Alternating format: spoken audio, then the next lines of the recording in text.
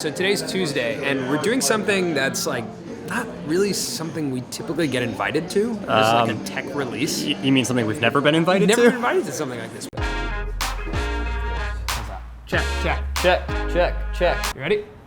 Yep. So we don't use Samsung phones. We've actually never had an Android device. Until now. We got the Fold. They gave us two of them. Did you know it folds? If there's anyone out there that doesn't know that it folds at this point, it's everywhere. But we've always wanted to go to a Samsung event. Ready, man? Yep. Samsung has become this aspirational brand for us. We were really excited that we got invited to this Samsung event here in West Hollywood about the new Galaxy Fold phone. How does that happen even when we have never owned a Samsung phone nor an Android device? I'm not being paid by Samsung to make this video. I've just worked for them in the past. I think the first thing we saw was the human drone. Yeah, so Samsung started facilitating different videos for Casey. The first one I remember is the human drone. Here we go, buddy! Your day. Lift off! Be merry. And that was something that happened during Christmas time that was viewed as, Casey having this wild idea and this brand Samsung coming in and just supporting him. The next thing we saw was the Do What You Can't campaign, which had a 1-minute commercial during the Oscars. Maybe you've seen the commercial that I star in. Allow me to introduce the rest of us. That's the biggest night in filmmaking, and they're putting creators at the forefront here. Whoa, Samsung is serious about YouTube creators. They really put a stake in the ground as being like the Nike of YouTube creators, trying to champion and motivate and encourage people to create with their devices. When we're told that we can't, we all have the same answer. Watch me. I mean, if you think about it, do what you can't is basically the same thing as just do it, sort of, basically. They're very similar.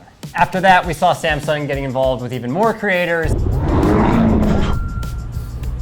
And even in their recent marketing for the Fold, they've put creators front and center in their advertising. Now, something interesting about Samsung that we saw at the event is that even from a functionality standpoint, they're catering to creators. And you can change all those settings for what you guys want. Wow, that's cool. Change the white balance. You can even grab manual focus. Right. All of it's up to you guys. They have a super slow-mo that's 960 frames per second. Filming you right now.